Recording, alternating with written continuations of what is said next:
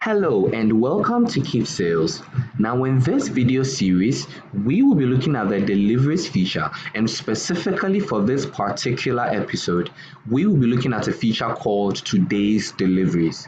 Now, if you're a business that is actively involved in deliveries, Keepsales allows you to schedule your deliveries and manage them in one place. So let's have a look at how it looks like. Okay, so you click on the main menu. If you want to access your today's deliveries feature, click on the main menu. You see deliveries on the menu. Okay, you find today's deliveries here. Okay, also when you come to records and history, okay, the moment you move your mouse to the records and history, you find today's deliveries and then you click on it. So either way, it brings you to the same place. Okay, so over here, you are able to view all deliveries that are pending for the day. So you see pending, okay, and then over here that's the delivery details, okay, for the day, okay, the delivery ID, the name of the person, where it is to be delivered to, the location, okay, and then the prices as well. Okay, so it is listed, okay, under pending for you. Okay, so this is what today's deliveries look like.